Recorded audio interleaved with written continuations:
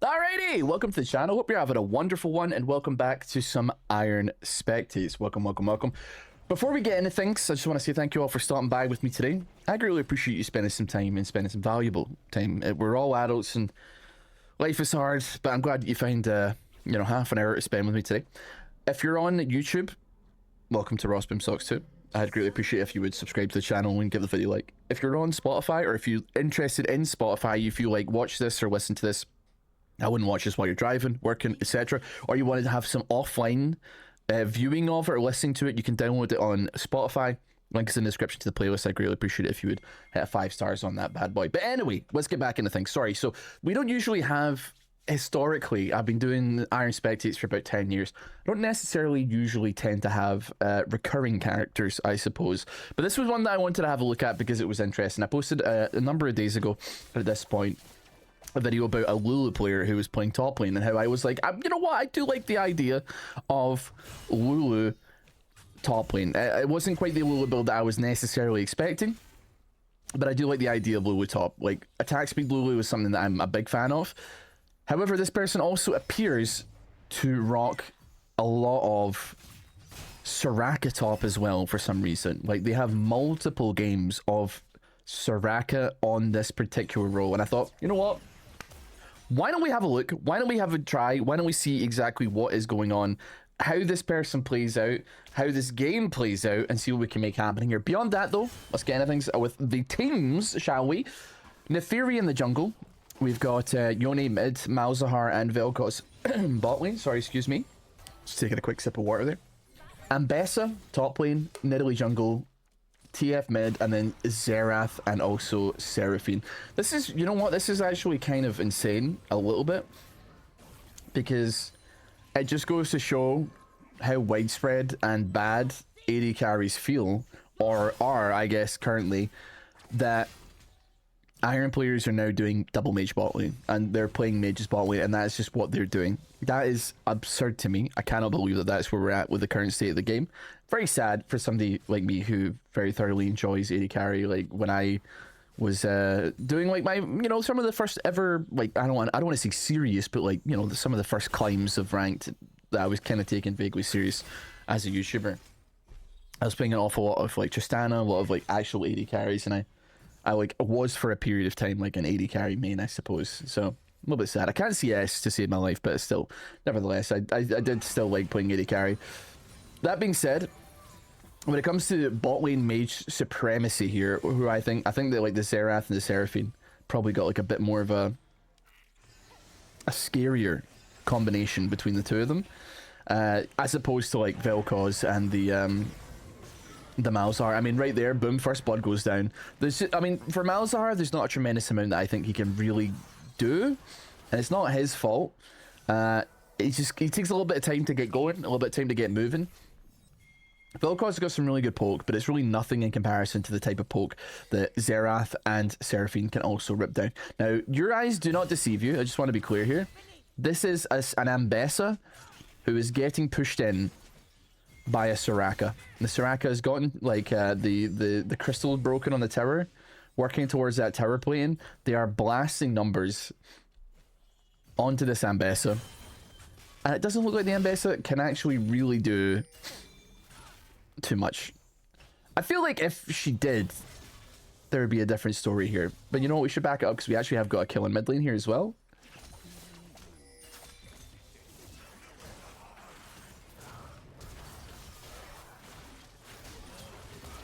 Honestly, I'm surprised that like Yone didn't end up getting punished for that somehow as well, you know?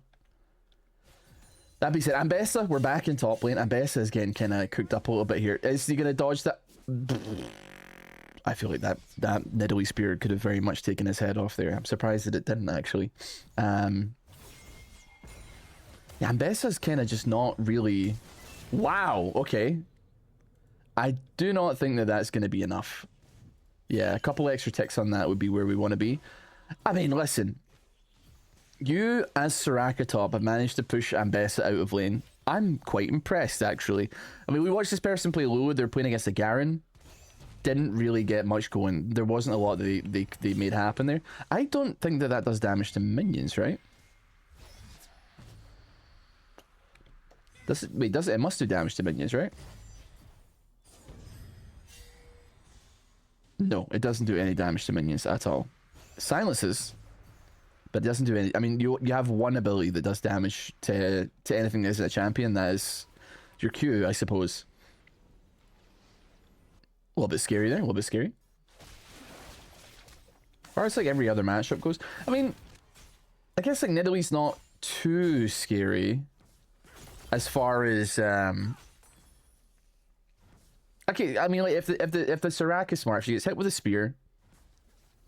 It's one of those cases where you plink your E on top of yourself, and then like Nidalee is kind of forced to not dive onto you or like hold their horses, and I don't know. There's some kind of movement that could happen there. We had a Soraka we go out there as well. I guess it was for mid lane, probably trying to get some like assists or something like that. I mean, I think that he maybe could have made something happen there. I mean, they always came down like exceptionally late. So I mean, realistically, it wasn't saving anybody. I think he just popped it because it was happening. Certainly nothing happened in bot lane that looks like there could be an assist that's like gotten from it. However, to be honest with you, it could just be a case of like Soraka's. This person is Iron 4. I need to reiterate. This person could just pop it because it's up, and they just maybe I get an assist. It's like Karthus Sully. Maybe I do some damage. Maybe I get an assist. Maybe I get something that happens. Maybe I'm just helping my team. There we go. Ambessa is going in. Ollie comes down. Honestly, like, not a lot of damage. All of that effort, all of that double longsword, and it was just like, it was just nothing, man. And all she has is like a Tear of the Goddess, an Amp Tome, and a Doran's Ring. That's so bizarre. We're gonna head down to the bot lane,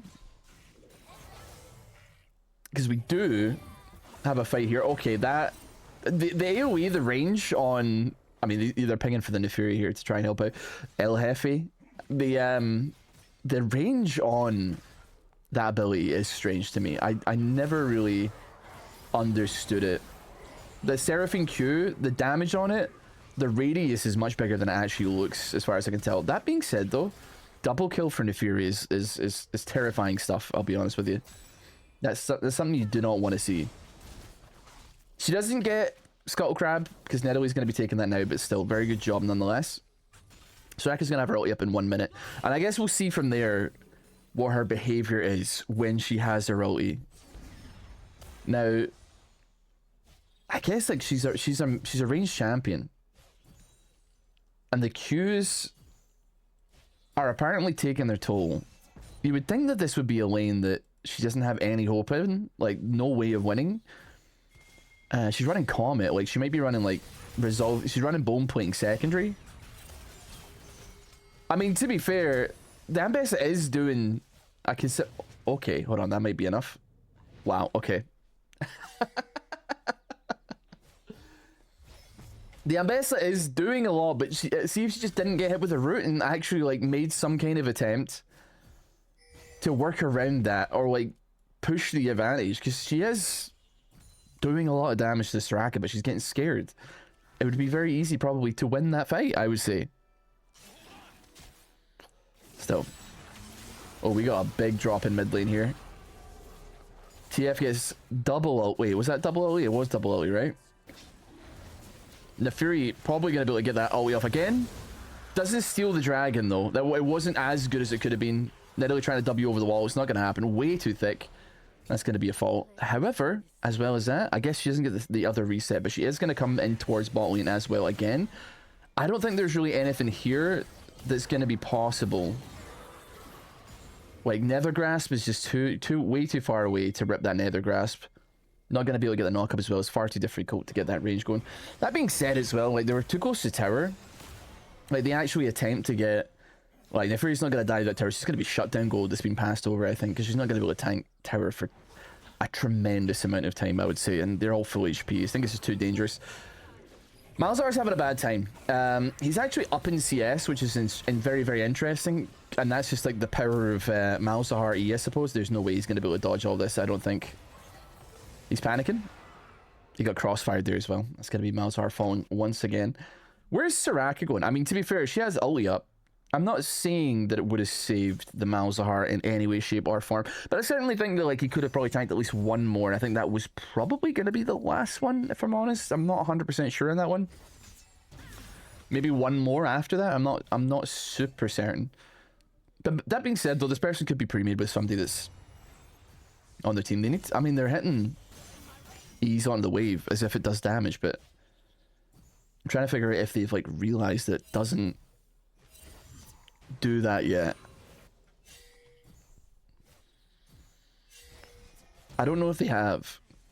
Nidalee does seem to have now taken a little bit of interest in topside.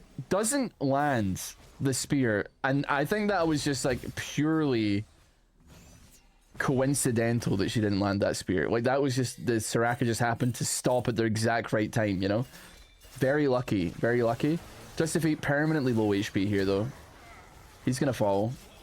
Yo needs to get himself out of there. He's fine. The Fury's fine. Nidalee is like question mark pinging Ambessa. I guess presumably because like she didn't use public execution or didn't like go in on it, but like even then, oh, you're in trouble now. Actually, you're very much in trouble. Oh, maybe you might get out. Maybe. Got a couple more seconds. Never mind. Never mind. Fate sealed. Meanwhile, in bot lane, I guess as well. Hold on. Hold the phone. Null Sphere is getting dropped. Manages to land that Encore onto the mouse, comboing him out. Comboing him so hard his Nan feels it. And TF tripping an ulti. He's getting revenge. That's a shutdown. It's not bad at all. Still, we now know that they're on the Void Grab. I don't think there's anything we can really do about it. Nidalee back at base. I mean, TF is actually maybe trying to make something happen here. I don't think it's a fantastic idea. I mean, the Fury's just kind of letting it happen, it seems. Soraka always come down though. She has got 1 point in W actually, now that I'm looking at it. What on earth is Soraka flashing that for? Who does she think she is? Who does Soraka reckon he is, man? Well, it's pretty... I would not say uncontested. I would say very contested, Void Grubs. TF had the heart of a fighter pilot there. He tried his best. I mean... Is there kill here potential? Maybe. I guess so. The silence in the root. Soraka picking up another kill. 2-0. Soraka top lane. Actually doing like a considerable amount more damage than you would expect with a Q, if I can be real. You wouldn't reckon that it would do the numbers that it's doing, but it really is, man. The numbers on it are... They're chunking. Now, obviously, like, that's not good enough, right? Because it's on, like, a 3-second cooldown, and a chunk is fine, but it's not, like, anything compared to the damage that a real champion's outputting. But there's some kind of ego game that's happening here, and, like, Ambessa is just... She's frightened. She's scared. She doesn't know what's happening. You know what? I respect the combo. I respect the combo that they're trying. Unfortunately, not quite enough, though. I like the idea of like the Nether Grasp into like a guaranteed kind of combo for Vel'Koz. You know what I mean? There's something about that that's like, you know what? Even though like everybody's like iron, there's some smarts happening. Do you know what I mean? Okay. Did Nefiri have? Nefiri did not have W. Sorry, she had like a bunch of other stuff up, but yeah, okay. Ollie down from Seraphine. They managed to bring down the Fury as well, which is that could have gone really badly if the Fury got some picks here. You do not want to do that. You do not. You're so deep under tower. You don't want to be ripping that one, my friend. How's our top laner getting on? It's just... I just don't understand. Every single time I've ever played against Ambessa has been like a complete and utter nightmare. Now, admittedly, I don't usually play against Iron Ambessas, right? I'll admit. But this is absurd, man. This is the kind of rank games I want to be ripping when I'm trying to do some kind of stupid build thing. Like, Soraka just queuing the wave, queuing for like a little bit of what's the word I'm looking for? Harassment. Meanwhile, like one of the most aggressive mobile champions potentially in the game is just like scared of you and is not engaged. I mean, public execution just completely whiffed there as well. So it honestly couldn't be better. She's got 2 points in ulti, but she doesn't seem to have any interest in like popping it, to be fair. Malzahar has died like twice or something, maybe 3 times. I mean, he is 0 and 6, so I guess you pick your battles, and that battle is that ulti is probably wasted on somebody who's already 0 and 6, but still.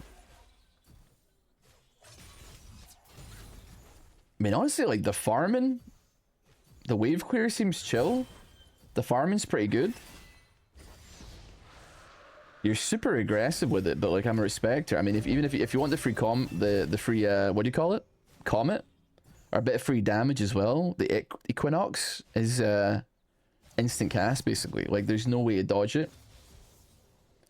So it is like a free 200 damage. Well, probably like more like 100, 150, depending on like their magic resistance, I suppose.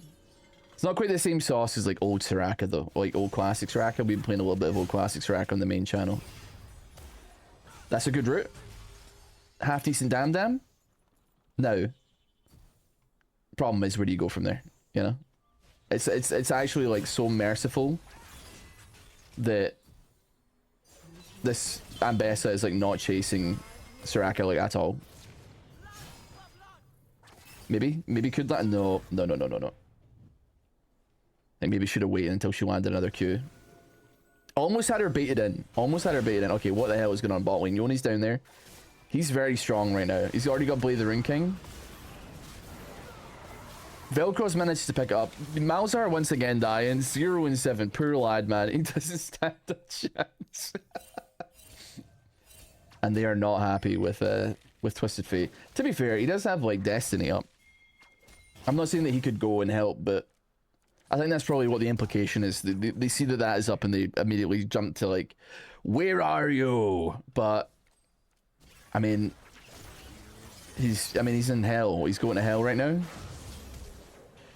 I do not think he loves this. He's got so much more like lane to go before he is safe.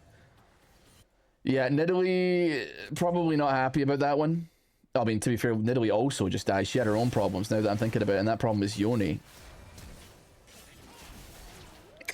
Yeah, that's not ideal. Both of them are running a train on this game right now, but I think the best thing is that like even with like there's been basically no intervention topside. We had like one gank for blue side, one gank for red side. So they both had like the equal amount of ganks, but like there is like a clear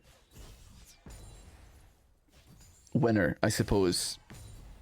Of, I mean, I'm actually kind of tempted to have a look here. So let me have a look at the game.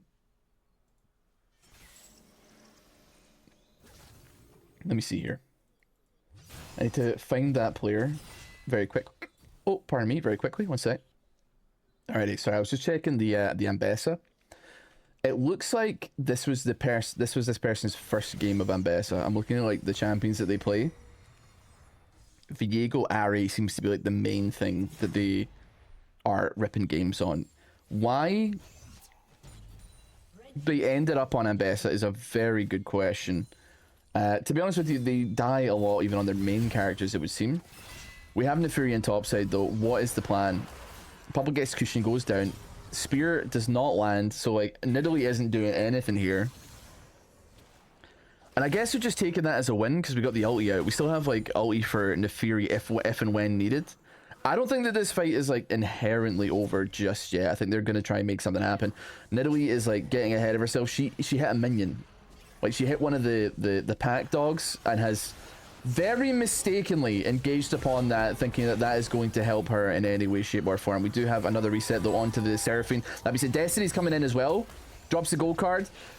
Still not going to be enough to bring down the Nefiri though, unfortunately. The Encore from the Seraphine did a lot of work there, spamming his way into the jungle. He's ripping like red cards, any card that he can. We have got like Xerath here as well, popping ulti. He's got the Arcano Pulse. Wait, is it called Arcano Pulse or is it, what's it called? Rite of Rune? Rite of the Arcane? Rite of Rune is an item. Sorry, my apologies. It's not enough. Nefiri gets the way out. Now Yoni's here. Absolutely one-shots the two of them. That being said, Xerath flash with the Arcano Pulse, pick up the Nefiri finally. Now he's on the run, because Yoni's on the way. And I don't know where he exactly plans to be going here. Why would you fire that out, man? He didn't know you were there yet, man. He had no idea. Oh, wait, hold on. He's a genius. Oh my god, Iron players are actually Einstein. Holy moly. Oh my god, Iron players are some of the smartest people alive. Holy, that's a PhD. That's the Magnus Carlsen. I feel like he could have just done that to begin with, right? You didn't have to, like, hit him first and then run away. But listen, I'm the biggest respecter of what just happened there. You have no idea. Nethergrass comes down. Ulti as well from the Vel'Koz. That is a distinct lack of damage that is being ripped onto that Nidalee. I'll be honest with you. That being said, though, it's still apparently enough to kill them. But we're going to have to make a sacrifice here because I honestly, if anybody sneezes in Vel'Koz's direction, he's going to be dead. Oh, hold on, though. Knock-up lands. Not enough to rip anything, though. I don't think they have anything to push into this this team here. It's kind of scary, man. They got like a lot of like annoying stuff to play into on that team. Got 2 silences as well, which is yeah. Not a big fan of the silences, so let me put it that way. Dragon's been called though. The Fury's here, Yoni's here, the 2-man army. Null Sphere as well. So like Malzahar is not even really droppable. Could be droppable though. Malzahar looking very droppable here. The Fury's on top of the Xerath though. I mean, meanwhile, I'm just looking at the top lane, like, there's still... It seems like... You just used ulti? Soraka is like, I'm not lying, just standing basically completely still. And auto-attacking, and every so often, like, dropping a Q. This is a little bit embarrassing, I'm not gonna lie. She's got Seraph's Embrace here. But she's, like, obviously confident enough within her own limits to just face tank an Eclipse. Oh my god, she's flashing for it, man. I don't have a clue. Oh my god. What would you do if you were actually getting beaten up by Soraka top, man? I don't know. The thing is, I hope I never run into it because I don't want to know what happened if I did lose. There's a lot of reputation that's lost in that. You pray that like no one checks your match history. You pray that none of your friends hear about it. You're not playing with your friends. You don't tell anybody. You go into the confession box. You tell them your sins, and that's the last you ever hear of it, man. I think the Fury's look. Oh, whoa, dude! Hold on. You do a lot of damage to Fury. We gotta be honest with ourselves here. There was potential in the wars. We have Nethergrass. God knows when he's gonna rip it. Don't think he's planning on it. That being said, though, here we go. Got another reset. The Fury's running for her life, though. It's not going to be enough, though. Here he comes. Oh! The Xerath's hitting some shots here, man.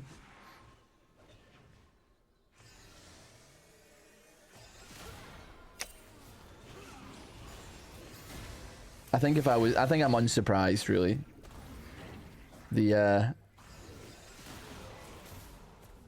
I have to say, okay, maybe you have to rip the ulti. Yeah, okay.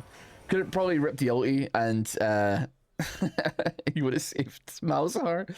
But at the same time, he's 2-8, man. Who cares? He's kind of coming back into the game a little bit. His score's definitely gone a lot better.